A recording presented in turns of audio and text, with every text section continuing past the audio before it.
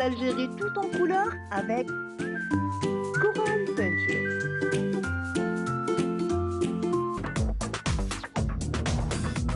Ensemble, vivons le bonheur d'Algérie. Ensemble, apprécions les couleurs d'Algérie. Le soleil, les merveilles du pays, un réveil de fraîcheur et de vie. Ensemble, vivons un moment de nostalgie. Bonjour à tous, bon réveil, merci de nous accueillir chez vous. Bien, je suis ravie de vous retrouver pour ce nouveau numéro. C'est le Bonjour d'Algérie, donc une émission, vous le savez, sponsorisée par Coral Peinture, votre Bonjour d'Algérie. Alors aujourd'hui, plusieurs thématiques, comme tous les matins, seront abordées. Plusieurs thématiques sont au programme de ce vendredi 11 décembre, notamment, histoire oblige, cette date charnière, plus que charnière, plus qu'historique, qui est le 11 décembre 1960. Aujourd'hui, 60 ans plus tard, eh bien, c'est plus qu'un événement à commémorer. C'est une journée au cœur de notre histoire, durant laquelle le peuple algérien s'est soulevé et a crié haut et fort non à la colonisation française, non à la soumission, non tout simplement à l'assimilation. Et puis nous y reviendrons avec notre spécialiste de l'histoire, notre journaliste spécialisé en histoire, Hassan Arabe. Et nous ouvrirons également le débat toujours sur cet événement historique avec deux auteurs, à savoir Farhat Ali et Ammar Belkhodja. Et puis on s'interrogera également ce matin dans cette émission sur le rapport pas toujours évident qu'il y a entre les personnes atteintes d'asthme et le port du masque. Est-ce qu'il est oui ou non obligatoire? C'est ce qu'on verra avec notre docteur Fathi Benachnou. Comme tous les vendredis, vous le savez, nos habituelles rubriques du matin, à savoir celle de Kenzan Chal qui nous donnera un peu plus de nouvelles sur le mouvement associatif. Juste avant de céder la place à notre très jeune rubricard, Massilias Farhani, qui a choisi de nous parler cette fois de la mythologie durant la présence romaine en Algérie. Mais tout de suite, évidemment, des nouvelles du temps, tout de suite la météo avec Mina Abed.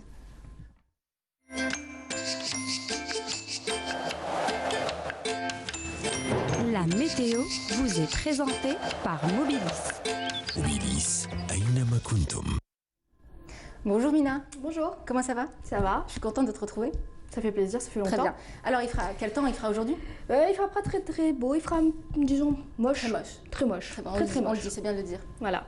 Merci beaucoup. Alors bonjour à tous et excellent réveil. Eh bien, Météo Algérie a émis hier un BMS, une alerte météo de niveau orange sur le centre et de niveau jaune sur la partie est avec des averses assez marquées en journée et donc pour cet après-midi, un ciel assez couvert, un temps froid et instable à l'ouest et au centre avec des pluies assez marquées en journée, un ciel dégagé à partiellement voilé sur le nord Sahara, ou encore l'extrême sud, le Hogar et le Tassili, le Sahara central, le Sahara oriental, un ciel plutôt nuageux vers la partie est.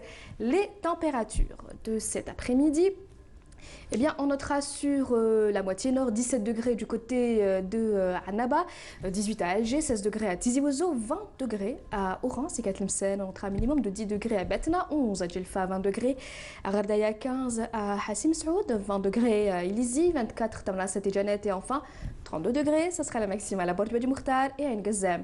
On passe tout de suite à l'état de la mer pour cet après-midi. Eh bien, on notera une mer très agitée à l'ouest et au centre, agitée vers la partie est avec des vents entre 50 jusqu'à 70 km/h à l'ouest, entre 30 et 70 km/h sur le centre et enfin entre 30 et 40 km/h vers la partie est.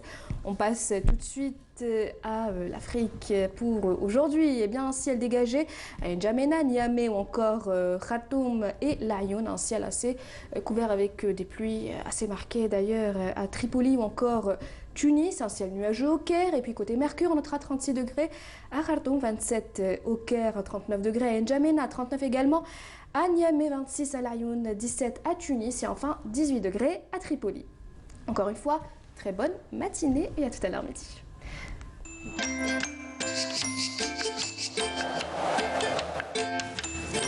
La météo vous est présentée par Mobilis.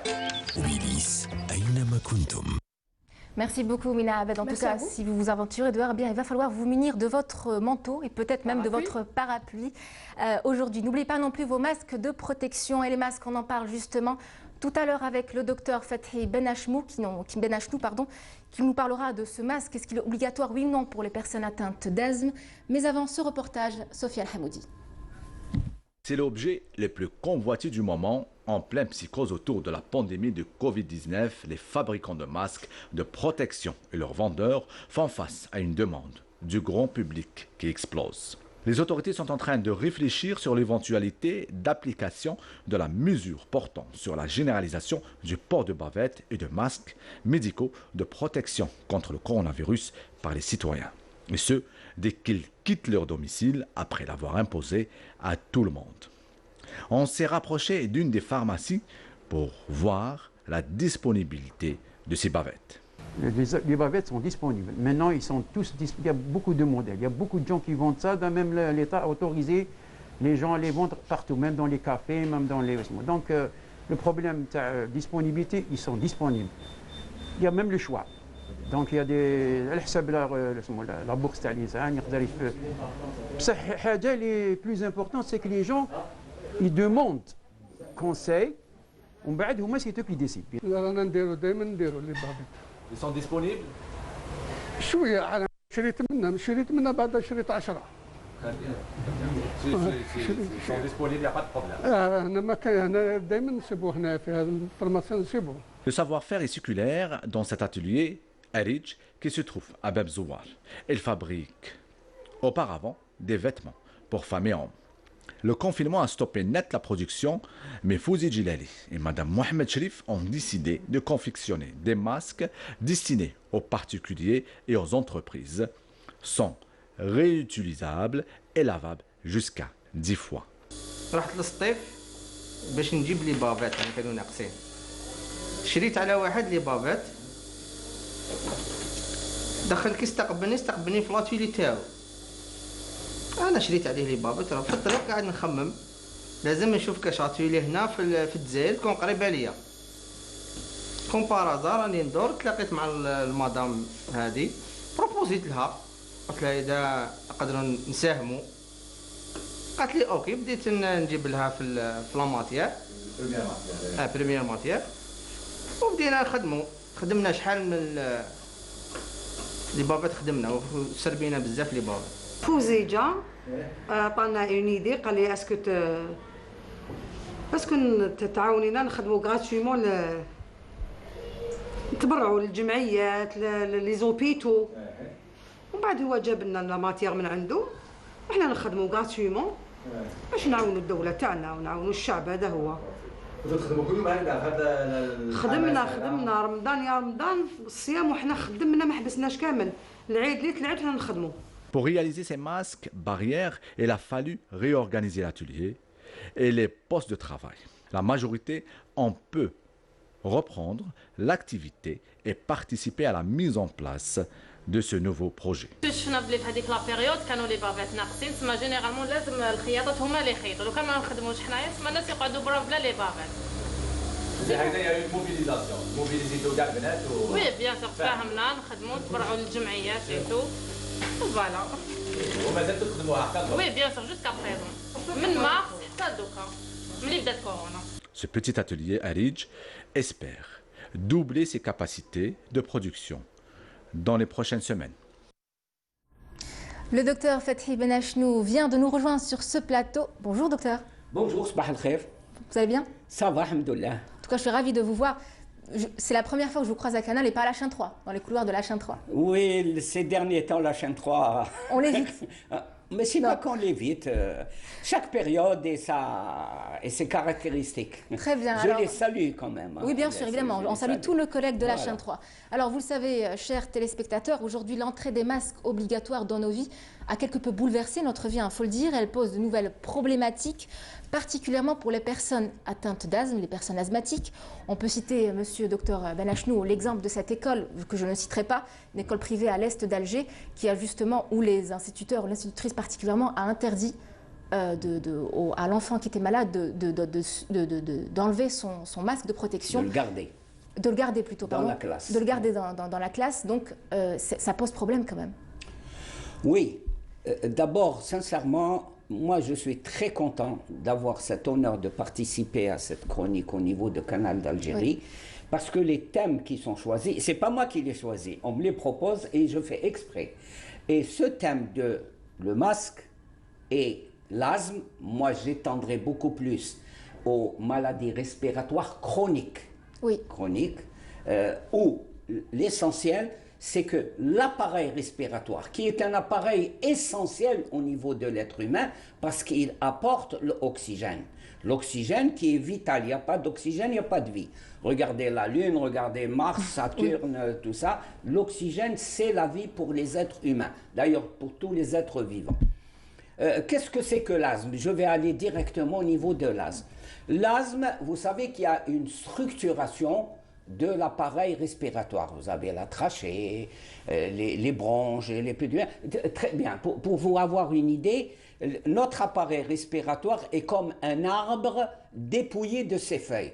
Vous avez le tronc qui est gros et ça va jusqu'à la plus petite branchiole qui est tout à fait en haut. C'est la même structuration et tout cet appareil permet d'injecter, entre guillemets, l'oxygène dans le sang. Ça doit être, c'est des canaux, il ne doit pas être obstrué. Mais à la différence des branches et des branchioles de l'arbre, chez nous, les branchioles, les veines, les artères sont vivantes. Elles se rétractent et elles s'ouvrent.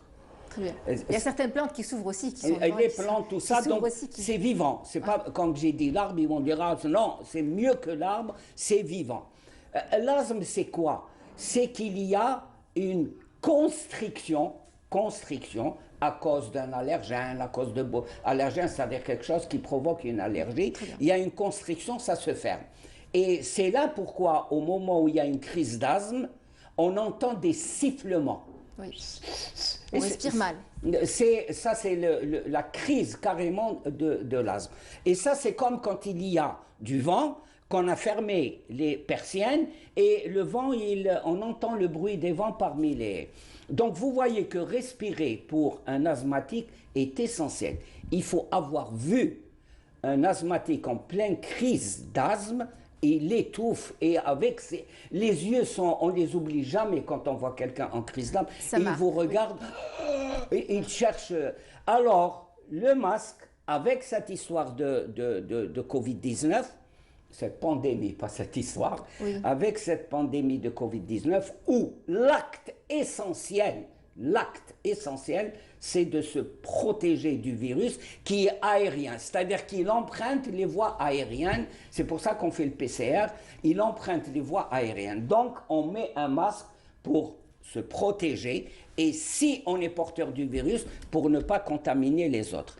Mais le masque, même nous, on prend n'importe qui, il y a des difficultés, il est humide, on étouffe quelque peu, on étouffe quelque peu. Alors imaginez un asthmatique qui, lui, est extrêmement sensible à cette angoisse, à cette peur, à cette... Il a raison. Il y a l'aspect psychologique aussi qui joue. Bien sûr, ça c'est très important. Alors là, tout obstacle, quel qu'il soit, cette fois-ci c'est le masque, mais tout obstacle à sa respiration le met dans un état vraiment de panique, d'effroi.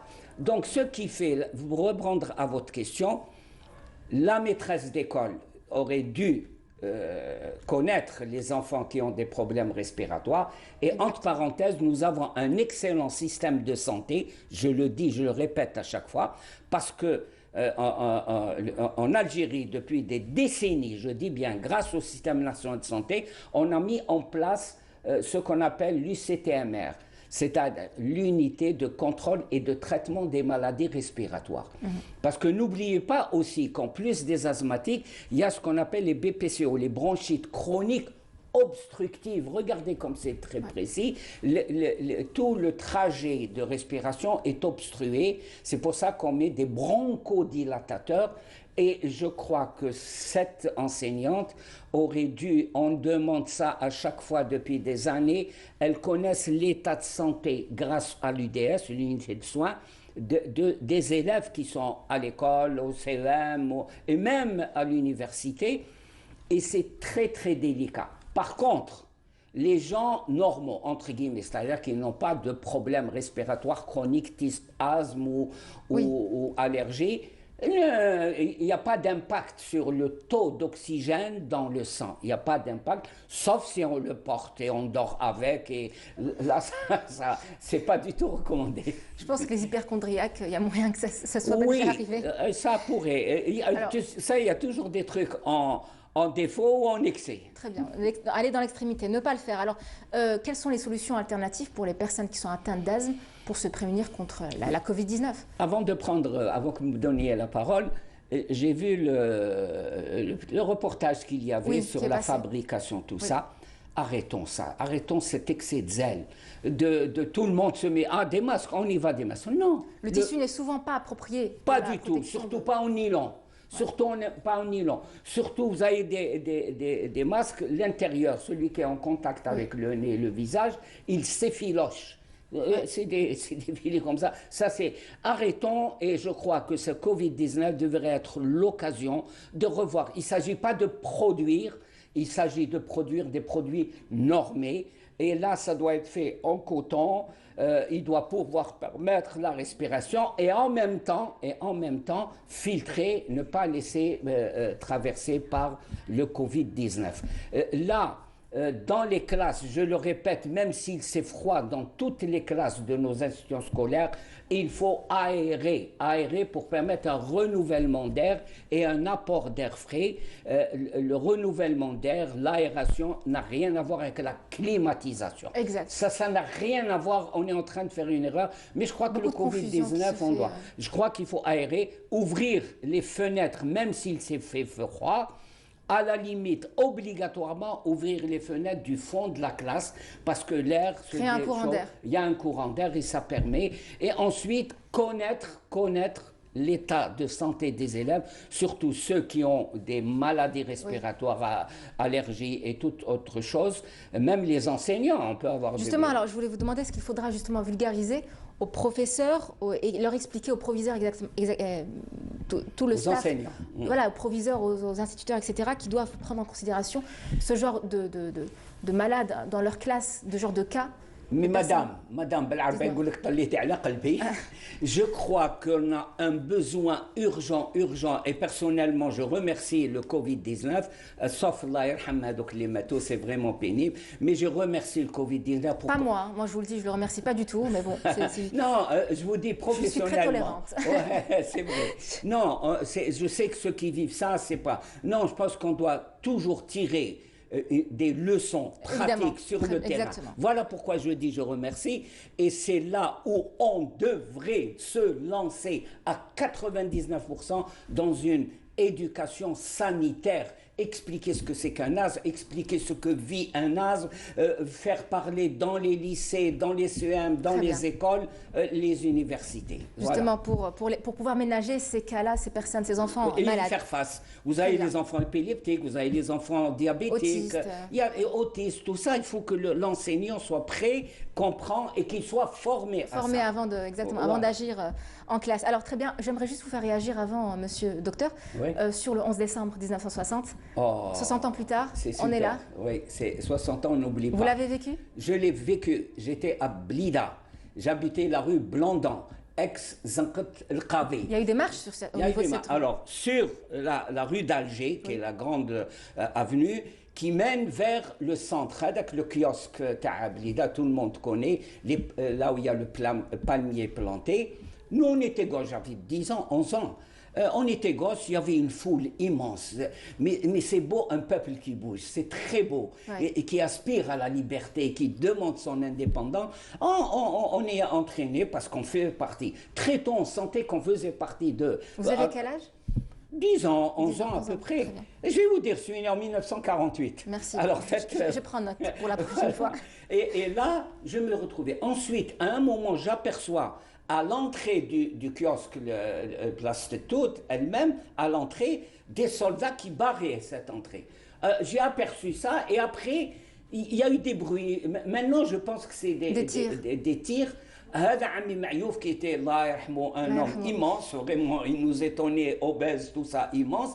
Qu'est-ce qu'il fait? Je me souviens, il m'a pris par la peau des fesses et il m'a jeté dans le couloir d'un immeuble. Il vous a sauvé? Il m'a sauvé, mais c'est maintenant que je conçois ça. Mais vous savez, l'esprit d'innocence d'un enfant, l'esprit, le début d'adolescence, et surtout, le fait de savoir, j'ai la chair de poule, qu'on fait partie de ce peuple. On voit que vous êtes ému. En tout cas, voilà, il vous a sauvé, ce ami, comment il s'appelle? Ami Mayouf. On lui rend hommage, il vous a sauvé. C'est un vendeur de friperie. D'accord, pour pouvoir, d'où l'amour qui vous est venu de vouloir sauver des vies à votre tour à travers votre profession. Voilà, merci Monsieur Fethi Benachnou, on voit que vous êtes très ému. Merci beaucoup, merci. Alors, retour vers le passé à présent pour parler de l'histoire récente de notre pays. On en parlait avec le docteur. Et cette date qui a marqué tant des esprits, l'esprit de M. Benachnou, qui a marqué aussi un tournant dans la lutte pour l'indépendance de l'Algérie. Le 11 décembre 1960, je vous propose avant de suivre ce reportage de Nessina Djaidil qui revient sur ce 11 décembre. عشنا هذيك المرحلة il y avait une répression aveugle. D'un côté les militaires, d'un autre côté les civils ultra, d'un autre côté كانوا الجنوات البياعين اللي ما شافش هذيك المرحلة ما عنده ما شاف. Ceci est le témoignage d'un simple citoyen qui a pris part aux manifestations populaires du 11 décembre 1960. Ces manifestations qui ont marqué le début de la fin de la colonisation française en Algérie ont été sauvagement réprimées.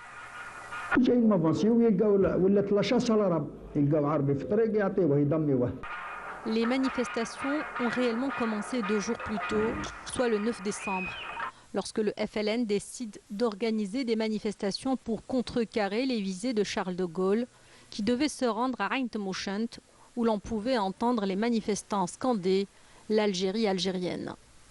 Les 10 et 11 décembre, les manifestations gagnèrent tout le pays.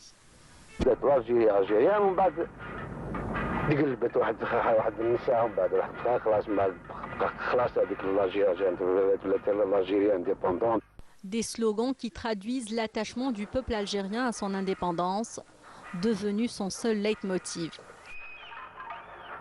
En réalité, les manifestations qui durèrent près d'une semaine et se soldèrent par la mort de centaines d'Algériens prirent fin suite à l'appel du président du GPRA, Farhat Abbas. Devant votre courage qui a stupéfait l'adversaire et a soulevé l'admiration de tous les hommes épris de justice et de liberté, chaque Algérien ressent tout l'honneur et la fierté d'appartenir à la nation algérienne. La bataille que vous venez d'engager a pris une grande ampleur. Le monde entier l'a enregistré comme une éclatante victoire. Cette bataille doit maintenant cesser. Elle n'est pas la dernière. D'autres épreuves nous attendent.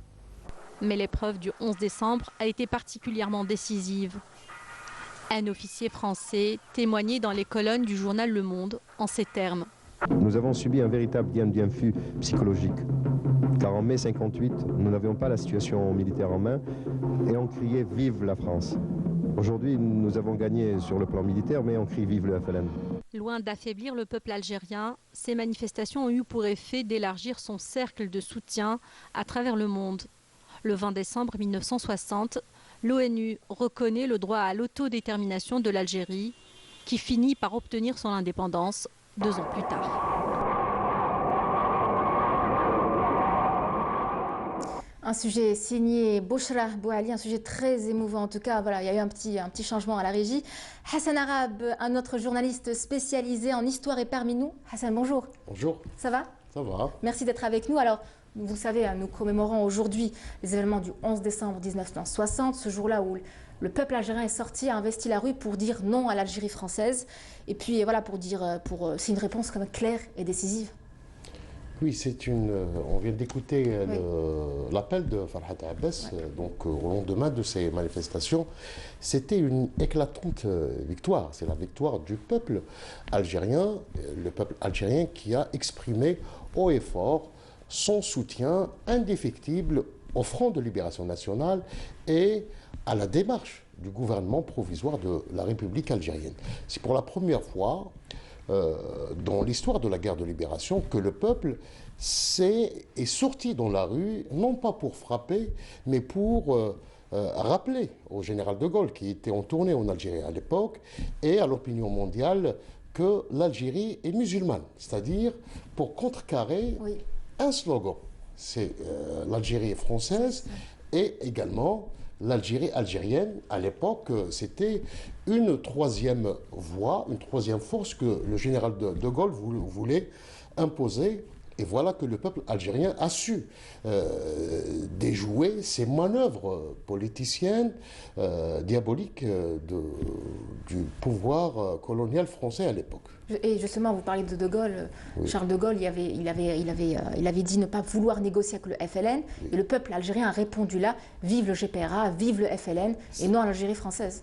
L'arrivée de Gaulle au pouvoir à partir du mois de mai 1958 a permis de comprendre une chose, la stratégie militaire française. Il voulait à tout prix dissocier le peuple algérien de la LN. C'était l'objectif qu'il escomptait pour un petit peu après préparer les négociations, mais il voulait mener les négociations telles qu'il le souhaitait lui-même et non pas telles que le souhaitaient à l'époque les responsables de la révolution algérienne.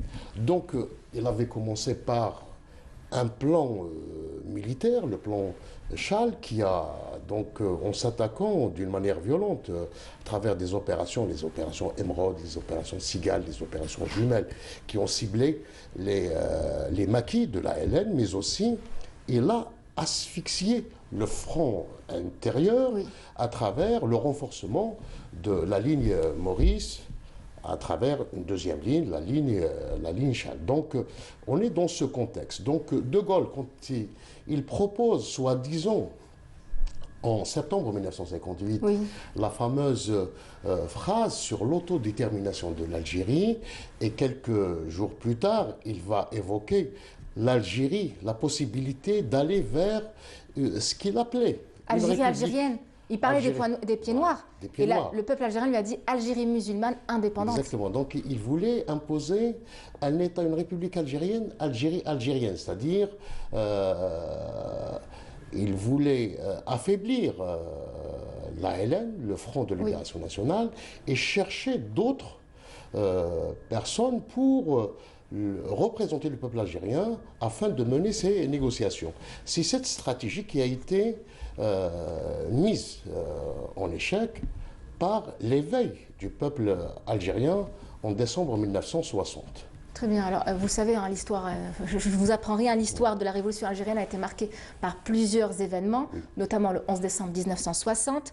Il y a eu aussi le 8 mai 45, ou encore les manifestations de Paris, où le sang a coulé, beaucoup coulé. C'est à chaque fois le peuple algérien, c'est une leçon peut-être, qui se met en accord avec son armée de libération nationale. Donc c'est pendant ces moments cruciaux que le peuple a démontré tout son attachement. C'est-à-dire il a compris que la solution ne peut être envisagée en dehors de la LN.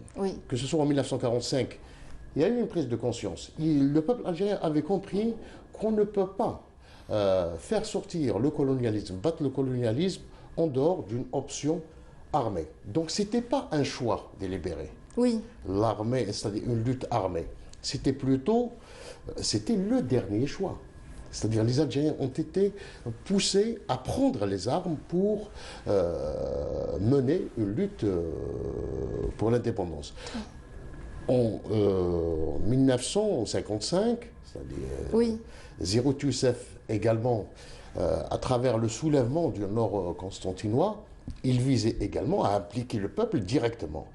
Et c'était également un moment important dans l'histoire de la guerre de libération nationale. Il y avait le déclenchement le 1er novembre 1954, et puis il y avait un moment où il y avait les arrestations qui ont touché un certain nombre de responsables, comme Bitat, il y avait l'arrestation de Ben Boulaïd, il y avait la mort de Didouche Mourad. Donc, dans un moment important, il fallait faire appel au peuple, et Zérout Youssef, en stratège, il avait impliqué tout le peuple du Nord constantinois dans la bataille, et c'était déjà le premier message au colonialisme français et à l'armée coloniale de l'époque. Et puis le 11 décembre, là, le peuple n'est pas sorti pour frapper, c'est-à-dire mais pour dire assez. Ça suffit, voilà. Donc c'est une date quand même qui a un rôle important, prépondérant dans le processus de libération. Alors donc ces manifestations, quelque part, ont joué un grand rôle dans l'internationalisation de la cause indépendantiste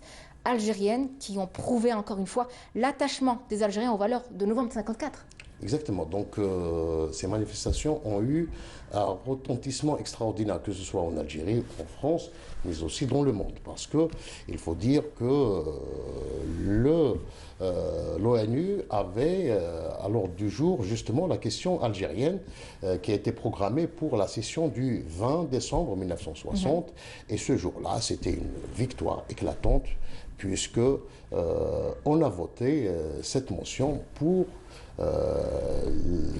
l'autodétermination de l'Algérie, mis à part certains États racistes à l'époque, comme le gouvernement sud-africain de l'époque, ou bien qui n'a pas voté, et le gouvernement portugais et quelques colonies françaises qui n'avaient pas voté pour cette mention au profit, en faveur de l'autodétermination de l'Algérie. Très bien. Alors, il faut aussi, j'aimerais bien mentionner avec vous justement que ces manifestations du 11 décembre... C'est grâce à ces manifestations également qu'il va y avoir la fameuse résolution de l'ONU 1514 sur l'autodétermination des peuples. Voilà donc pour vous dire un petit peu l'importance de ce sursaut, de cette irruption du peuple sur la scène de l'histoire. Très bien. Alors, je reprends votre mot, ce sursaut historique faisait quand même suite à un long processus de lutte armée, c'était cette volonté qui voulait à tout prix arriver à ses fins. Donc cette pression, quelque part populaire, a donné une nouvelle aura au sacrifice de nos moudjahidines. Plus qu'une nouvelle aura, mais il s'agit là d'une action qui va dans le sens véritablement de l'indépendance d'Algérie, tel qu'il a été inscrit dans la proclamation du 1er novembre 1954. Donc il s'agit là d'une victoire qui a mis en échec toutes les tentatives. C'est-à-dire c'est véritablement le début de la fin de l'empire colonial en Algérie. D'accord. Est-ce que vous pouvez nous dire la particularité des manifestations du 11 décembre 1960, histoire de rappeler le rôle de cette date dans le processus de libération? Parce qu'il y a plein d'événements marquants. Oui, c'est un tournant décisif, parce que là, c'est tout le peuple algérien qui s'est mobilisé et qui s'est donc rangé du côté de ses responsables. Donc, il donne le quitus au Front de Libération Nationale de mener les négociations, les futures négociations qui allaient donc être entreprises comme il le souhaitait. Donc le peuple a renouvelé son appui, son soutien à toute la démarche du Front de Libération Nationale. Très bien. Merci Hassan Allah, merci d'avoir été avec nous, et la prochaine fois, j'espère vous recevoir très bientôt pour nous reparler avec passion de l'histoire de notre pays avec vous. Alors nous restons avec cette date phare de notre histoire. Direction, je vous laisse regarder cet extrait tout d'abord de Feri El Hambli, un extrait de son reportage.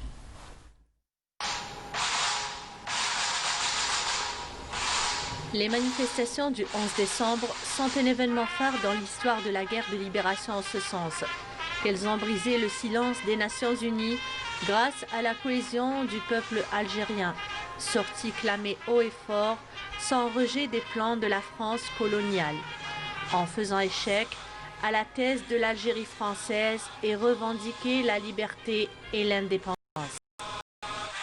La cause première, c'est une provocation des ultras, des partisans de l'Algérie française qui avaient appelé à la grève générale contre la politique du général de Gaulle qui avait parlé d'autodétermination du peuple algérien.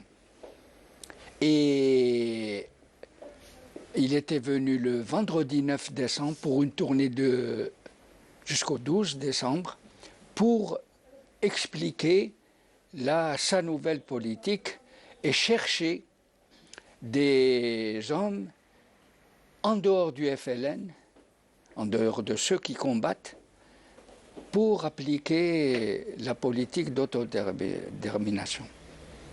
Il y a eu le vendredi des manifestations monstres des pieds noirs, partisans de l'Algérie française, et ils sont allés à Bellecour demander aux commerçants musulmans, le terme de l'époque musulman, de suivre la grève.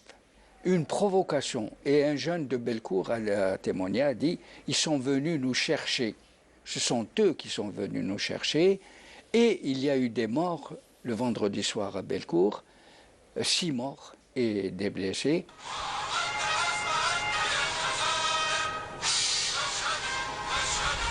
11 décembre 1960. Les Algériens musulmans, femmes, enfants, jeunes, vieux, descendent des bidonvilles du ravin de la femme sauvage, de Diyar Mahsoul, Diyar Saada, du clos Salambier. Ils crient Tahia el-Jazaïr, Algérie, algérienne, la population est dehors. Et ce jour-là, le peuple a exprimé sa volonté d'indépendance. Dans la nuit du samedi au dimanche, dans les maisons, dans les bidonvilles, parce que Bellecour est une ville européenne, avec 82% d'Européens, mais les Algériens habitaient, les musulmans habitaient dans les hauteurs, sur les hauteurs. Ils sont descendus de partout et le samedi soir, samedi et dimanche, ils ont confectionné, les femmes ont passé la nuit à coudre, à confectionner le drapeau. Et les hommes préparaient les banderoles. Et le lendemain, on a vu une floraison de drapeaux algériens, et portés particulièrement par les jeunes, par les femmes, par les enfants. Saleha Ouettiri, première martyre des événements du 11 décembre 1960. Née à Bellecour, elle avait à peine 12 ans quand elle a été assassinée par les services de sécurité coloniaux durant le soulèvement des Algériens. Nous voilà arrivés au débat livresque tant attendu avec nos deux invités, Farhat Ali à ma droite et Ammar Belkhodia à ma gauche, tous deux auteurs. Bonjour à vous. Bonjour. Vous allez bien? En tout cas, merci d'être venu. C'est nous qui vous remercions. Merci beaucoup. Alors, Farhat Ali, on commence par vous. Oui. Vous êtes natif de Béjaïa, oui. Plusieurs romans à votre actif, oui. Dont celui-ci, alors qu'on vous passe à l'écran. Oui. Donc, le dernier quart d'heure de la France en Algérie, oui. Ou Cicatrice, oui. Dans lequel vous revenez notamment sur les événements du 11 décembre 1960. Absolument. Vous les avez bien vécus? Je les ai vécus et bien vécus, puisque j'avais l'âge de 12 ans. Et j'habitais la rue des Fontaines à Bellecour. Oui. Et ce jour-là, le 11 décembre, fait suite à la visite de Charles de Gaulle quand il est venu sur Ain Timouchent, parce qu'il a boycotté Alger et Oran, parce sa politique commençait à différer de celle des ultras, le front de l'Algérie française. Oui. Et il voulait lâcher un peu du lest, parce qu'il était talonné d'abord par ce qui se passait dans les maquis, et surtout par l'ONU aussi, qu'il a exigé de lui de lâcher du lest pour les Algériens. Et ce jour-là, il avait lâché la fameuse phrase à Ain Timouchent, « Algérie aux Algériens ». Et bien sûr, il avait un parterre de gens tout acquis à sa cause. C'était des Bni Oui Oui. Il voulait faire une république bananière, de telle sorte que il va donner le pouvoir aux Algériens, mais sous condition. Et le lendemain, à Alger, il y avait les ultras qui avaient interdit, qui avaient d'abord décrété une grève générale pour les Européens de ne pas ouvrir, en signe de dissidence pour le général de Gaulle. Ils avaient obligé les Algériens à fermer. Et une petite patrouille d'ultras qui était passée sur Bellecour avait trouvé un camion d'Ahmoud Boualem en train de décharger quelques cajots de limonade. Et leur sang n'avait fait qu'un tour, ils sont partis et ils les ont corrigés. Sous les yeux de quelques jeunes qui étaient adossés dans les Qu'est-ce que vous appelez par quartier. corriger? Qu'est-ce que vous appelez par corriger? Ils les ont frappés, ils ont cassé leurs bouteilles, ils ont brisé leur camion. Et les jeunes qui sont venus, ils ont vu leurs frères être malmenés de la sorte, ils sont intervenus, ils ont brisé leur voiture, ils ont même frappé les jeunes ultras avec des gourdins, avec des pierres, etc. Et c'est là où a commencé la fameuse manifestation du 11 décembre. Lorsque les jeunes corrigeaient ces ultras, les femmes, toujours le vecteur de l'action, elles commençaient à lancer leurs you-you, des you meurtriers. Les jeunes là étaient galvanisés, si bien... Ils ne comprennent pas ce qui se passe. Ils ne comprenaient pas ce qui se passe, mais ils commençaient à casser, à brûler les voitures qui étaient en stationnement et les magasins environnants. Et puis, tout de suite, il y a un jeune homme, peut-être 18-20 ans, avec le pistolet, la tire en l'air, il leur a dit, écoutez, nous sommes des moudjahidines, on n'est pas des voleurs. Parce qu'ils commençaient à rentrer dans le monoprix de l'époque pour voler des choses, etc. Si quelqu'un est trouvé en possession d'un objet volé, il sera exécuté immédiatement. Et c'est comme ça que tout de suite, on sait comment les gens d'en haut sont descendus. Alors les gens Salambé, les gens tout ce qui habitait dans les environs, ils commençaient à descendre. Et entre Champmanœuvre et Bellecour, il y a des barrages avec des chevaux de frise. Qu'est-ce qu'ils faisaient? Ils poussaient les enfants et les femmes, et derrière, les hommes disaient « Forcez le barrage, le barrage, le barrage, le barrage !» Et les militaires, qui étaient très peu nombreux, au vu de la masse extraordinaire qui arrivait, ils leur cédaient le passage, jusqu'à ce qu'ils arrivent à Champmanœuvre. Là, il y avait les trois armes, l'infanterie, les CRS et les marins fusiliers, les fusiliers marins, on appelle ça les fusiliers marins. Et là, les femmes avec leur you-you, ils ont affolé les soldats qui commençaient à tirer. Ils ont tiré, et c'est là d'ailleurs où il y avait même des enfants qui sont morts, qui sont shahids. Il y a Salih Hawatiqi. Justement, qu'on a vu dans le reportage, donc beaucoup d'enfants ont perdu la vie lors de ces manifestations. Mohamed, je crois, si j'ai bonne mémoire. Oui, c'est exactement ça, c'est le bon nom, vous avez très bonne mémoire. Donc, M. Belkhodia, des enfants étaient victimes. Rebonjour. Ravi toujours d'être parmi vous. De même. Voilà. Donc, des enfants étaient victimes de ces manifestations-là, des assaillants, si je peux appeler ça comme ça. Oui. On a vu dans le reportage de Faria Hamdi, cette jeune petite fille, Salih Hawatiqi. Oui. Dans le même contexte, moi j'ai consacré un travail sur les événements connus qui ont eu lieu à Tiaret. D'ouvrages à votre actif. Et il y a eu 27 morts tout de suite, un mois après, les journées de décembre qui ont commencé, comme vient de me le dire mon ami Ali, qui ont commencé à Tmouchenta. On a déployé un emblème au passage du cortège présidentiel. Donc De Gaulle fut bien accueilli, entre guillemets, bien accueilli par les Algériens qui refusaient cette mascarade d'instituer une forme de protectorat. Cette histoire de l'Algérie aux Algériens, l'autodétermination, c'était une mascarade, une ruse pour faire de l'Algérie un nouveau protectorat. Je reviens à... Vous avez ramené même des clubs. Ce monsieur-là a refusé de céder son drapeau. C'est mon cousin, c'est Belkhouja Kouider, qui est mort lors d'une manifestation de Tiaret. 20 ans, et les soldats français s'acharnaient férocement contre les porteurs de drapeaux. Et parmi les porteurs de drapeaux, Salih Hawatiqi. Cette petite qui à Bellecour, le 10 décembre, monte sur les épaules des manifestants. Pourquoi? Pour que le drapeau algérien soit hissé toujours plus haut. Et les parachutistes n'hésite pas à tirer sur des enfants porteurs de drapeaux. Très bien. Alors, les enfants, pendant les manifestations de décembre, c'est que à Bab el Oued, Samsal Saïd, 7 ans, est tué par les soldats français. Très bien. Alors justement, Farhat Ali, dans ce livre, eh bien, vous détaillez avec beaucoup d'émotion ces événements qui sont pour vous ainsi que pour de nombreux auteurs de votre génération qui ont traité de la question, justement, cette question historique. Ces événements marquent un véritable tournant dans l'histoire de l'Algérie indépendante. Absolument. Et vous vouliez ajouter quelque chose? Absolument, oui. Je voulais juste essayer de décrire cette marche formidable. C'est un fleuve en furie qui surgit donc du haut de la Qiba. Et les drapeaux, les étendards, ainsi que les youyous, qui sont portés par une foule comme un fleuve impétueux qui se rue en charriant tout sur son passage. C'est une belle image. Pour porter la liberté de l'Algérie.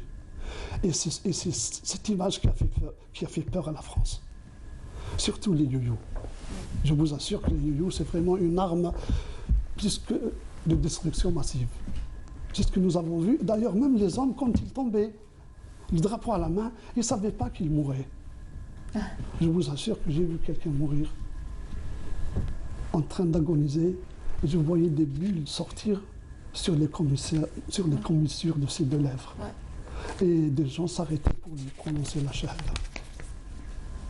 Et aujourd'hui, ça devient très important de devoir écrire là-dessus, marquer. Et les femmes lançaient des youyous. Et je vous assure que madame, que jusqu'à présent, quand j'entends des youyous, tout mon être se hérisse de chair de poule. Vous avez la chair de poule. J'ai toujours cette image de la Révolution qui est ancrée en moi. Vous avez pu justement immortaliser ces scènes, donc à travers vos écrits, vos ouvrages, comme M. Amal Belkhodia également. Alors justement, on reste dans le monde du livre historique pour parler d'un autre ouvrage qui est celui-ci, donc celui de Mahmoud Boussoussa, Du côté du vin, rue de la Liberté, qui est l'ancienne adresse du quotidien El Moudjahid. Donc un ancien journaliste, ce grand monsieur Mahmoud Boussoussa, qui travaillait au quotidien national El Moudjahid, dans lequel il a exercé plus de 30 années. Il s'est spécialisé dans plusieurs domaines, l'agriculture, le tourisme, l'artisanat traditionnel, l'enseignement ou encore les transports et les voies de communication. Et j'en passe, il a fait beaucoup de choses. Il a même pu former plusieurs générations de grands journalistes. Et voilà, c'est un grand journaliste et auteur qui nous a quittés il y a un peu plus d'un mois, donc le 6 novembre, un tragique accident de voiture à El Biar. J'ai passé 25 années de ma carrière en tant que journaliste à Moudjahid aux côtés de ce personnage-là. D'où votre présence, monsieur Belkhodia. Je profite de cette rencontre pour présenter mes condoléances à sa famille. Encore une fois. Je n'ai pas trouvé le téléphone, je n'ai pas assisté à son enterrement et ça m'a bouleversé. C'était l'un des premiers aussi qui a écrit sur les manifestations du 11 décembre 1960. Donc il a écrit plusieurs ouvrages, vous aussi, monsieur Belkhodia. Et puis voilà, vous êtes là pour nous parler de ce grand monsieur qui nous a quittés il n'y a pas longtemps. Voilà, c'est un peu touchant. Vous l'avez bien vécu, vous l'avez bien connu, vous les avez vécu ces événements également. Il animait la rubrique régionale. Il avait un faible pour l'information qui devait provenir des régions pour faire ressusciter un peu tout. C'était un peu un porte-parole aussi des régions. Il disait à Alger, il n'y a pas qu'Alger, il y a aussi le reste de l'Algérie. Il insistait beaucoup pour que cette rubrique soit vivante et il s'entourait de correspondants locaux qui ont fait vivre cette page pendant des années et des années. Mahmoud Boussoussa était un charmant garçon, un monsieur passionné. Un nationaliste convaincu. Oui. C'est bien dit, c'est bien dit. Alors justement, on va vous faire vivre ces manifestations à travers un reportage, donc direction Salambier, reportage Leïla Bouaïcha.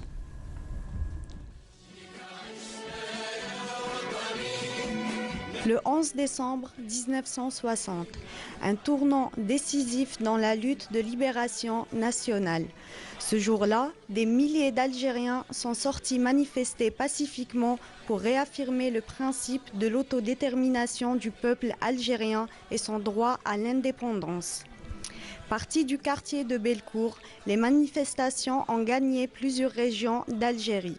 Des femmes, des enfants, des jeunes, des vieux, hissant haut le drapeau algérien, ont exprimé l'unité du peuple algérien et son soutien au FLN.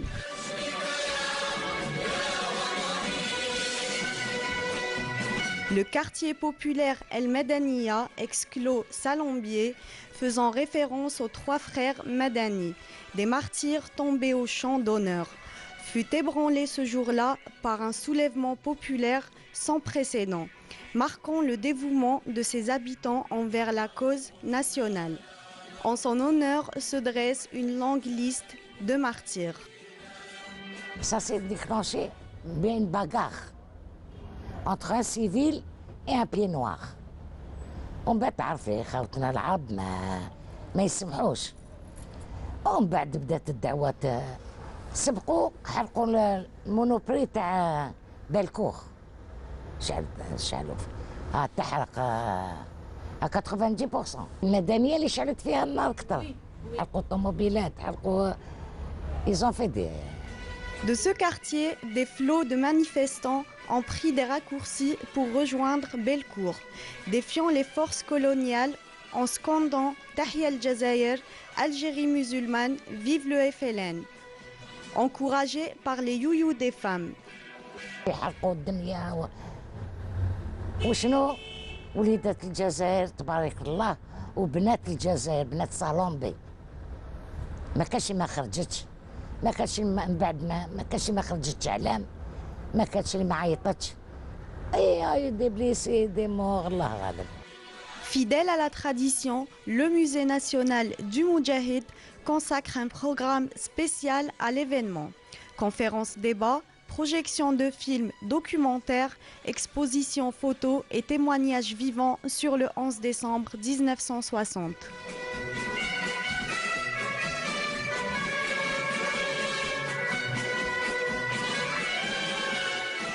Le musée national du Moudjahid n'est pas venu fortuitement. Aux alentours de cet endroit, il y a eu les événements du 11 décembre 1960. Il y a eu la fameuse villa Suzini où Sarès torturait les Moudjahidines. Il y a eu aussi à El Medenia, Salombier, avant, où il y a eu la fameuse réunion des 22, où dans la maison d'Eliès de Riche, qui a réunion, la fameuse réunion des 22, où fut décidé le déclenchement du 1er novembre 1954.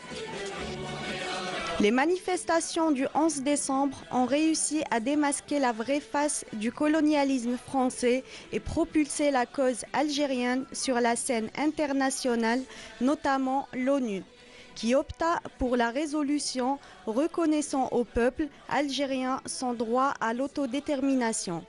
À ce grand succès, il faut souligner le rôle majeur qu'a joué la femme algérienne dans la libération de l'Algérie.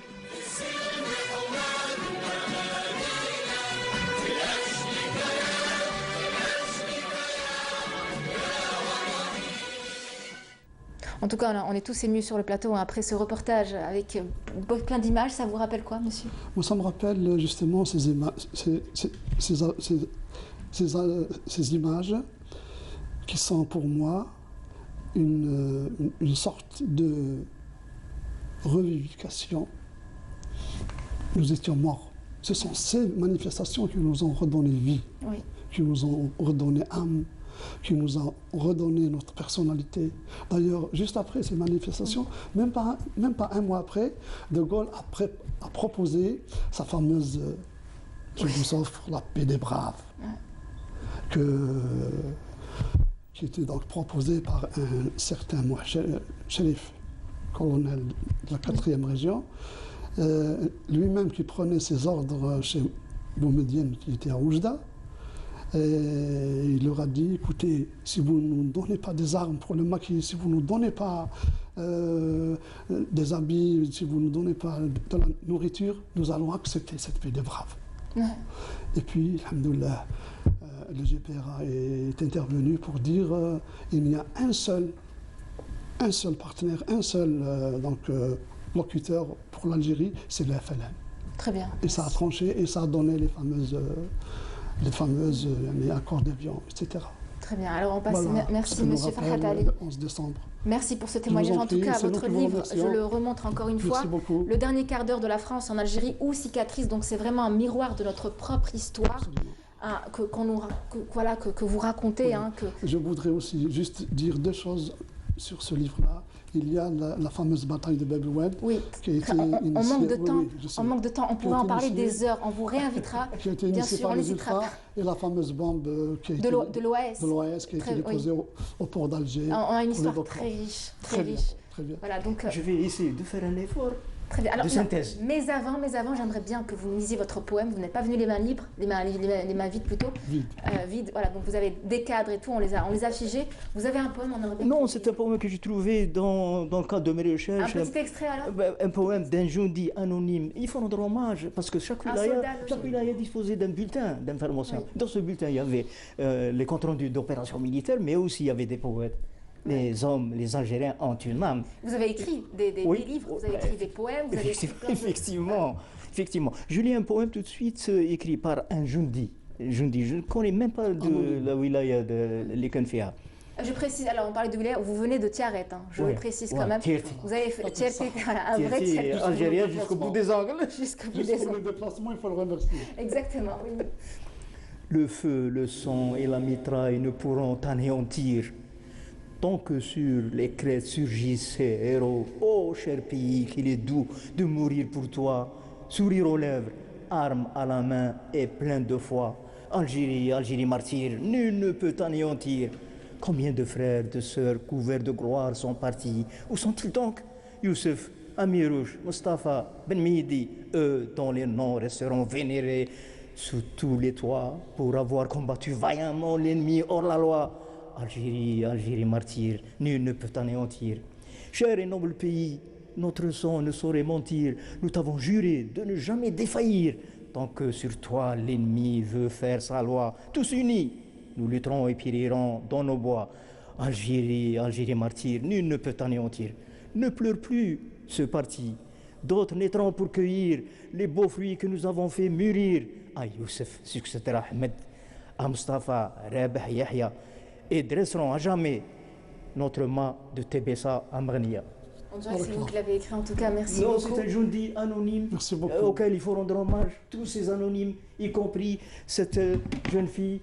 C'est ce qu'on a fait aujourd'hui dans notre émission, rendre hommage à toutes ces personnes qui ont perdu la vie. Un dernier mot, ce qui me désole, moi, en tant que chercheur en histoire, c'est qu'il y a un abcès de fixation. On commémore les journées de décembre 1960 et on efface de la mémoire collective les manifestations d'envergure qui sont déroulées. On essaie quand même de reconstituer, mais vous êtes là pour ça, justement. Oui, mais pour évoquer les manifestations qui ont eu lieu le 1er et le 5 juillet 1961. Oui. Tant de morts. Moi, je suis contre les oubliés de l'histoire. Vous reviendrez, vous en parlez. En tout cas, pour revenir justement à ces manifestations du 11 décembre 1960, nous croyons savoir qu'elle est très personnelle pour vous, puisque vous avez perdu votre propre frère dans ces marches, dans les marches à Tiaret. Donc il y a eu aussi, comme il y a eu 27 morts. Et parmi ces 27 morts, bien, il y a votre frère. On lui rend hommage aujourd'hui. À votre cousin. Mon cousin. Dans certains articles, on dit que c'est votre frère. Disons que j'ai échappé miraculeusement aux balles françaises. Exact. Et c'est mon cousin qui a refusé de céder le drapeau, on l'a mitraillé, on l'a criblé de balles. Et on était dans la rue pour dire à Alger, à Tmouchent, qu'on est là, que le peuple algérien est uni, unitaire. Allah yarham shuhada en tout cas. J'allais vous poser la question, mais j'ai hésité. Je veux dire, j'ai vraiment hésité. C'est une cicatrice qui m'a été faite par un garde mobile, par un gendarme de la garde nationale française, qui s'est, quand il m'a vu... Aujourd'hui, vous êtes fier de porter cette cicatrice? Je suis fier de la porter. Très bien, merci beaucoup. Alors, on lui rend hommage, à toutes ces personnes qui ont perdu la vie pendant ces marches et pendant tous les événements qui ont marqué justement l'Algérie indépendante. Autre hommage ce matin au Moudjahid Rochaï Boualem, qui a donné son nom à la rue Rochaï Boualem de Bellecour, mort également durant ces manifestations du 11 décembre. On regarde.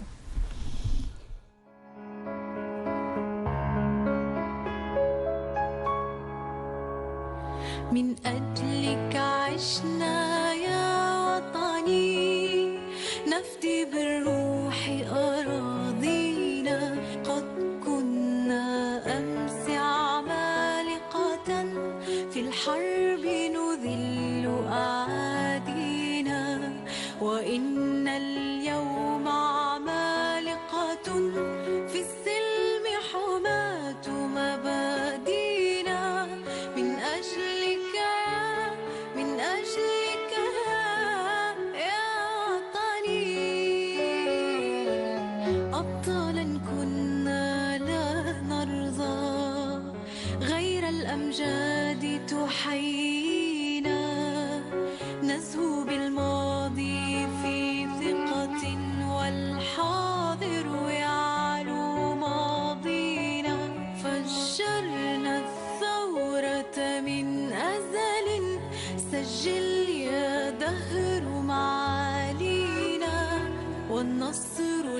أكبر كان لنا مجدا من صنع أيادينا من أجلك من أجلك يا وطني. Et on remercie ici Boualem, donc le frère de Rochaï Boualem, qui nous a fait parvenir toutes ces photos pour pouvoir en faire un très beau montage avec une très belle musique. Et on passe à présent à toute autre chose, la rubrique association. Ah, je pensais qu'il y avait un jingle, il n'y a pas de jingle finalement. Voilà. Donc c'est avec vous, Kenza Nechal, bonjour. Bonjour Nour. Ça va? Très bien. Je suis ravie de vous retrouver. Plaisir. De même, de même, de même. Alors, comment se porte tout simplement le mouvement associatif aujourd'hui? Eh bien, tant qu'on l'aide et qu'on l'accompagne, il se portera bien. Donc pour notre rubrique d'aujourd'hui, Nour, nous allons parler. Aujourd'hui, c'est le 11 décembre. Nos parents et nos grands-parents avaient pour devoir étaient en guerre contre le colonialisme français. Oui. Et aujourd'hui, nous, jeunes Algériens, nous sommes aussi en guerre justement pour le développement de notre pays. Et évidemment, il faut se construire de savoir, se munir de savoir, mais aussi à ce geste de volontariat qui est extrêmement important. Très belle transition en tout cas. Merci pour le développement de notre pays. Et ça s'illustre tous les jours, partout dans le pays. Donc pour même s'il y a eu la pandémie de Covid-19. Au contraire, avec la pandémie du Covid-19, d'autres choses se sont installées. D'autres choses se sont installées, ils se sont encore beaucoup mieux organisés, les citoyens en tant que volontaires. Donc pour aujourd'hui, nous allons partir à Betna. Donc c'est une initiative de Fouad Maalla. Donc Fouad Maalla, déjà imprégné, étant jeune, il plantait avec sa grand-mère, mais une fois qu'il a grandi, il a vu tout le désastre, toutes les catastrophes écologiques qui sont dans le monde, mais aussi au niveau de Betna, qu'il a pour devise de combattre le béton. Donc il a commencé dans son quartier en plantant des arbres. Par la suite, il a vu qu'il y avait un bel engouement des jeunes du quartier. Il a lancé sa page Facebook qui s'appelle Amem Kulli Beitin Shajara, d'ailleurs qu'on va voir sur la photo. Par la suite, autant donc à travers les réseaux sociaux, vous savez bien qu'on arrive mieux à se mobiliser à travers l'outil de l'internet. Donc cette page lui a fait comprendre qu'il y avait d'autres jeunes qui voulaient justement rejoindre cette initiative-là. Donc ça s'est un petit peu propagé dans divers quartiers. Par la suite, ils sont carrément déplacés vers les établissements scolaires et ils ont pour la principale devise de combattre le béton. Donc ils ont commencé, après être passés par les établissements scolaires, donc ils sont partis carrément dans les quartiers. Donc là, nous verrons sur une photo où ils ont carrément enlevé le béton. Ah, carrément. Ils ont droit ou pas? Évidemment, on n'encourage pas de le faire, évidemment. On n'encourage pas les gens qui nous regardent à le faire. C'est ça qui est dramatique. Important. Et d'ailleurs, l'appel de tous les volontaires, partout et tout le temps, c'est de se faire accompagner et de faire leur action avec les collectivités locales. Tout à fait. Et tant mieux, d'ailleurs, dans certains quartiers, avec Mohamed Maalla et ses bénévoles-là, ils ont travaillé étroitement avec les collectivités locales, justement, pour qu'il y ait un petit peu pour que justement qu'ils puissent faire ce genre d'action et combattre ce béton-là. Donc justement, rien ne les a démotivés. Ni les feux, quand ils plantent 60 arbres et par la suite le lendemain il y a toute une montagne qui prend feu, ni les commentaires sur les réseaux sociaux. Au contraire, il y en a toujours, donc il ne faut pas en tenir compte. Ils ont eu justement une très belle méthode. Chaque arbre porte le nom de l'enfant qui l'a planté. Donc là, c'est encourageant pour les enfants. C'est encourageant et c'est pas l'enfant qui a planté cet arbre-là qui va aller le casser. Au contraire, il en prendra soin. C'est bien de leur inculquer dès le jeune âge cette sensibilisation et cet amour pour la nature. Donc pour les téléspectateurs qui nous regardent, qui sont de Betna, ils peuvent directement rejoindre cette initiative-là. Ou pour ceux qui ne sont pas de Betna, ils peuvent directement commencer cette initiative auprès de leur maison, tout simplement. Donc là, on va passer à une autre, ça c'était pour l'environnemental, le volontariat dans le domaine environnemental. Nous allons passer à un autre volet, du volontariat dans le domaine humanitaire. Oui. Il y a 4 jours de ça, Amina Tarous, la maman des SDF, on l'a même accueillie sur nos plateaux, qui fait des des actions justement pour venir en aide aux SDF. Elle a relayé sur son profil Facebook le décès d'un SDF au niveau de la commune de Borj el-Bahri, de Borj el-Kifan, pardon. Et là, c'était triste d'apprendre cela. Il y a eu un déclic quelque part? Il y a eu un certain déclic, mais justement, heureusement, donc nous avons Youv, l'organisation, l'Union des jeunes volontaires algériens, donc qui était en train de préparer, ça fait un moment, une belle campagne pour venir en aide aux SDF, donc pour donner des repas chauds aux SDF. Et donc là, ils ont entrepris hier leur première action, donc justement pour leur première action du programme pour ces SDF-là. Donc c'est chaque jeudi, ils se mobilisent pour se faire des sorties et donner des repas chauds aux SDF. Donc évidemment, quand on donne des repas chauds, c'est aussi des vêtements, des couvertures, tout ce qui va avec, tout ce qui va avec. Donc pour tous ceux baisse qui des veulent, températures. alors les besoins pour organiser ce programme-là sont très simples. Hein. Ça peut aller de l'ail, ça peut aller aussi des œufs ou tout ce qu'on peut faire pour préparer des repas chauds pour les SDF ou encore les vêtements. Donc vous pouvez retrouver, si vous voulez, on vous encourage de les aider. Vous pouvez les retrouver sur leur page Facebook. Donc c'est Youv Association. YUV Bureau d'Alger. Donc c'est le Bureau d'Alger qui a initié cette initiative-là. Donc là, on a parlé des volontaires dans le domaine humanitaire, on a parlé dans le domaine environnemental, et puis on en cite Sofiane Mohamed Amir avec sa femme pour l'initiative Yes, Toufir Bouzidi pour les personnes en situation de handicap, Ahmed Yassine Laharaj, c'est un bénévole qui... C'est beau de voir cette jeune génération qui se mobilise pour apporter son aide et son soutien aux personnes les plus démunies ou aux personnes qui en ont besoin tout court. Et elle a besoin d'être organisée. Elle a besoin aussi... Vous êtes là pour ça. Justement.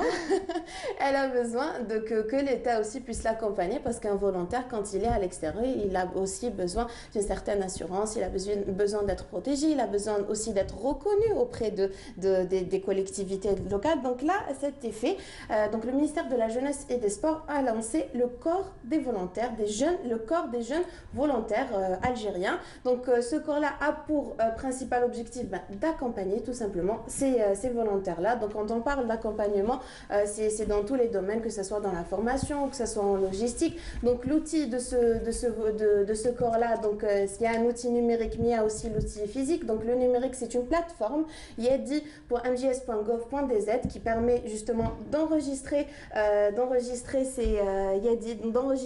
ces volontaires-là. Donc je précise cette plateforme-là. Et pour une première, elle a été initiée par deux clubs de jeunes qui ont fait cette plateforme. Donc il y a eu le club Microclub.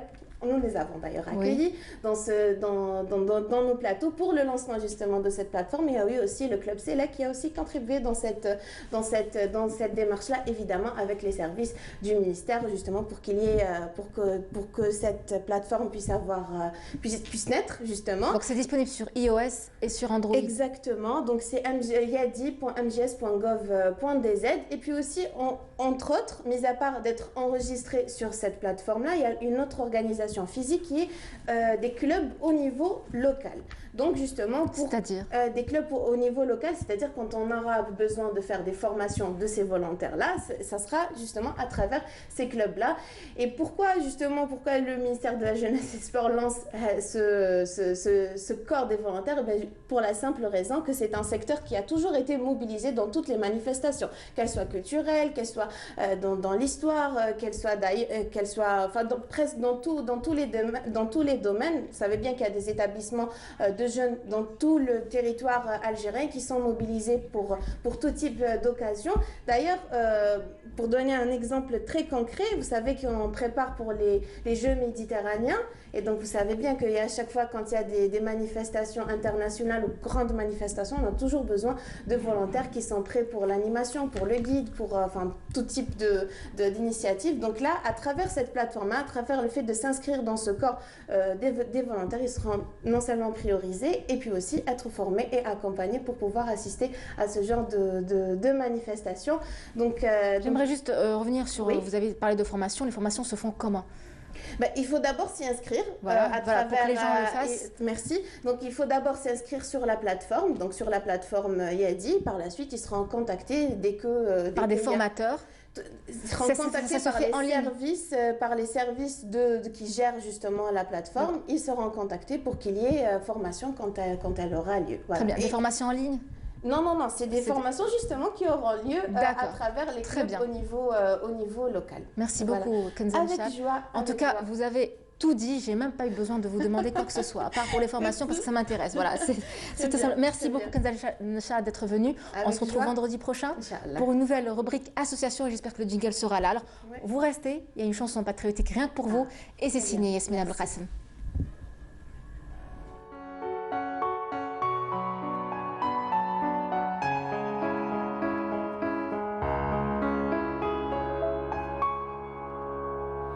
من أجلك عشنا يا وطني نفدي بالروح أراضينا قد كنا أمس عمالقة في الحرب نذل أعادينا وإن اليوم عمالقة في السلم حماة مبادينا من أجلك يا وطني أبطالا كنا لا نرضى غير الأمجاد تحيينا نزهو بالماضي في ثقة والحاضر يعلو ماضينا فجرنا الثورة من أزل سجل يا دهر معالينا والنصر الأكبر كان لنا مجدا من صنع أيادينا من أجلك يا وطني جيش التحرير وجبهته كان ضوءين بداجينا قال في البدء كرامتنا والشعب يسود هنا فينا خيرات الشعب نقسمها فينا بالعدل موازينا والدعم المطلق نبذله للشعب الرافض تنجينا من أجلك يا وطني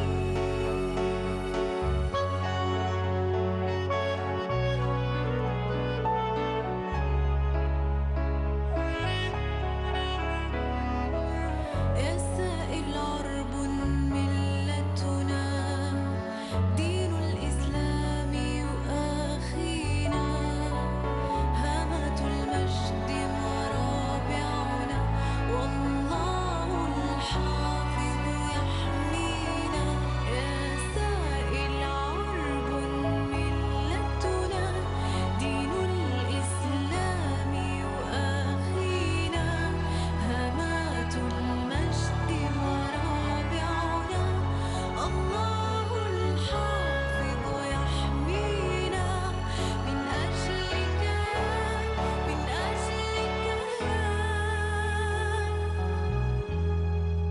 يا وطني.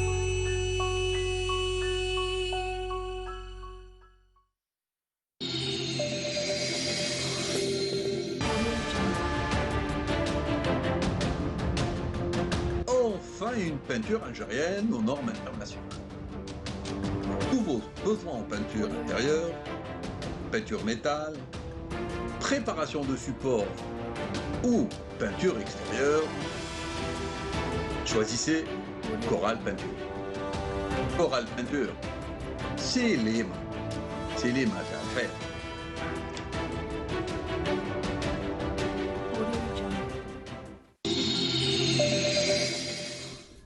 De retour sur le plateau numéro 7 du Bonjour d'Algérie. Bienvenue à vous pour celles et ceux qui viennent de nous rejoindre. Bien, je rappelle encore une fois que l'émission est sponsorisée par Coral Peinture. On les remercie. Et puis notre dernière invitée, pas n'importe qui, puisque c'est notre très jeune rubricard, Massilias Farhani. Massi, bonjour. Bonjour. Tu vas bien? Oui, je vais bien. Je peux t'appeler Massi maintenant? Oui, bien sûr. Même si on vient de faire connaissance, mais Oui, c'est pas bien grave. sûr. Très bien, tu es très très gentil en tout cas. Alors tu as choisi de nous parler ce matin de mythologie. Donc de l'annexion de l'Algérie par Rome, tout simplement, donc de la colonisation romaine en Algérie. Oui. Mais avant, eh bien, la fondation de Rome selon la mythologie. Oui, donc il faut savoir que la Numidie, Rome, c'est une très ancienne ville qui a été créée selon la mythologie et selon les architectes, les archéologues, en 736 avant Jésus-Christ. Donc les deux dates sont justes. Et selon la mythologie, c'est par les Grecs que Rome a été créée. Donc, il y a un roi grec, Énée, qui s'est enfui de la Grèce qui s'est enfui de Troie durant la guerre de Troie, prise par les Grecs. Donc, il a emmené son père et son fils. Donc, il s'est rendu aux enfers, donc dans le royaume du dieu Hadès, le dieu des enfers, pour récupérer sa femme. Donc Hadès, qui est morte durant la guerre de Troie. Donc Hadès, lui dit qu'il peut courir, il peut s'enfuir de l'enfer. Sa femme le suivrait. Mais s'il n'avait pas confiance en le dieu de l'enfer et qu'il vérifiait si sa femme était en train de le suivre, donc elle va rester à tout jamais emprisonnée. Donc il court, il a commencé à courir. Après un bout de temps, il s'est demandé si sa femme était toujours en train de le suivre, et en regardant derrière... Elle n'était plus là. Donc elle était là, mais il a été enfermé en enfer parce qu'il n'a pas fait confiance à Hadès. Donc il s'est enfui vers le nord de l'Italie, où il a fondé un petit village. Et puis, 100 ans plus tard, le roi Numitor, qui était un des descendants de Énée, a créé la ville d'Albe-la-Langue, pas loin du premier village. Donc c'est devenu le premier roi d'Albe-la-Langue. Et tu prononces très bien en tout cas. Merci. Donc il a été détrôné très vite par son petit frère Amilius. Il n'avait qu'une seule fille, elle s'appelait Rhea Silvia. Et donc Rhea Silvia lui donna deux enfants, deux demi-dieux. Donc c'est le dieu Mars qui lui est offert. Et ils s'appellent Romulus et Rémus. Donc ils sont très connus, c'est eux les fondateurs de Rome. Nous aussi on a connu Rémus et Romulus, mais dans un autre contexte, c'était à la crèche. Donc après, quand le roi de cette époque, Amilius, a su que son frère avait eu des petits-fils et qu'il serait légitime héritier du trône, il a décidé de les tuer. Donc il a envoyé une servante pour les noyer dans le Tibre, qui est un fleuve qui traversait Albe-la-Langue. Et finalement, il a eu pitié d'eux, donc elle les a tout simplement laissés porter par le courant, sans les noyer directement. Et ils ont fini par s'accrocher dans la racine d'un arbre, où une louve les a retrouvés. Donc elle les a allaités pendant plusieurs mois. Et une fois, un berger qui passait par là, qui passait par la tanière de la louve, les a vus, donc il les a pris avec lui. Il les a élevés jusqu'à l'âge adulte, et lorsqu'ils sont devenus adultes, ils se démarquaient des autres jeunes par leur force. D'ailleurs, il faut rappeler que ce sont des demi-dieux, donc beaucoup plus forts. Donc lorsque le Numitor, leur grand-père, a entendu parler d'eux, il s'est rendu chez ce berger et il lui a demandé s'il pouvait les reprendre. Donc le berger a accepté. Donc grâce à Romulus et Rémus, Numitor a pu reprendre son trône. Et il était tellement fier d'eux qu'il les autorisa à créer un royaume. Et donc ils l'ont créé au pied de la colline où l'arbre, donc les racines de l'arbre les a attrapés. Donc c'est au pied de la colline du Palatin, donc le mont Palatin. Et ils ont décidé de se fier aux dieux pour savoir qui allait être le roi. Donc Rémus fut le premier à apercevoir un signe des dieux, il vit 6 vautours. Et juste après, Romulus en vit 12. Donc après un débat, c'est finalement Romulus qui a été nommé roi. Donc il a commencé par construire les remparts de la ville. Au début c'était juste un petit village. Et donc pour se moquer de son frère, parce que l'amertume et la jalousie étaient toujours présentes chez Rémus. Entre les deux frères. Oui, voilà, entre les deux frères. Donc il voulait se moquer de ses remparts et donc il faut rappeler que ce sont des demi-dieux dotés de pouvoir. Donc il a enjambé la muraille qui protégeait le village pour montrer à quel point ils étaient faibles. Donc Romulus s'est énervé et il l'a tué. Donc finalement... Il a tué son frère. D'accord. Oui. J'apprends des choses, hein, c'est génial, tu m'apprends beaucoup de choses. Non, mais c'est bien, tu me fais rappeler beaucoup de choses aussi. Donc après, c'est comme ça, selon la mythologie, que Rome fut fondée. Donc dans la vraie vie, donc, selon les archéologues, Rome aurait été fondée donc, dans la même époque, 736 avant Jésus-Christ, et donc elle aurait été fondée par un peuple qui vient de l'Est, donc de la Turquie et tout, donc, qui s'est installé là-bas. Et ensuite, la civilisation grecque s'est rendue là-bas. Et d'ailleurs, c'est pour ça qu'ils partagent les mêmes croyances, les mêmes divinités, les Grecs et les Romains, parce que ils ont aussi beaucoup de coutumes qui se rapprochent. Oui, qui se rapprochent beaucoup aux Grecs. Ouais. Donc, par exemple, la construction des temples. Donc, on a trouvé plusieurs vestiges de temples, d'habitations à Rome, donc, qui datent de cette époque. Et donc, il y en a également en Algérie, comme Timda. Donc Timda qui date quand même du 1er siècle après Jésus-Christ. Et il y avait aussi Tidis, le site de Tidis qui se trouve à Constantine, qui date du 4e siècle avant Jésus-Christ, donc c'est très vieux. Et c'est aussi l'un des premiers villages, l'une des premières villes l'une des premières villes romaines qui se trouve en Numidie. Donc revenons un peu à Timda. Donc Timda, c'était la dernière ville d'Afrique qui comportait des habitants exclusivement romains. Très bien. Donc maintenant, on va parler de l'annexion de... moi, j'aimerais que tu me parles du roi Jugurtha. Ah, Jugurtha, oui. Donc Jugurtha, donc en berbère Yugalisen. Donc c'est un roi très connu dans la culture kabyle, berbère, pardon. Et il a effectivement marqué l'histoire déjà par ses conquêtes. Alors tu connais certaines de ses conquêtes? Oui, et ça a été l'un des seuls rois de toute l'Antiquité qui a su tenir tête aux Romains. Et ça déjà c'est un exploit incroyable. Même alors si, justement, tu nous as concocté une petite vidéo que tu vas commenter et qui va passer tout de suite. Oui.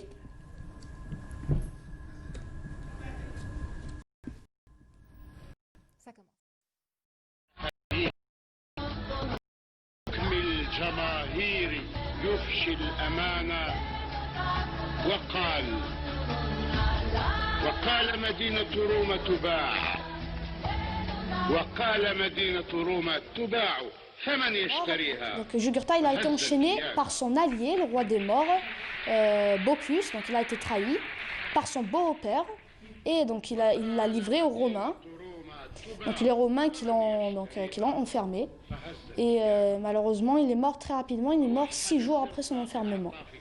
Donc ça c'était, il faut juste préciser, ah oui, j'ai oublié de dire quelque chose sur Tidis, c'est qu'elle dépendait beaucoup de Cirta, cette ville qu'on voit. Donc il dépendait beaucoup de Cirta qui envoyait des ravitaillements et tout. Donc c'est une ville très ancienne. Donc ici c'est l'endroit où Jugurtha a été enchaîné. Donc comme on a dit, il n'a vécu que 6 jours et il est mort de faim.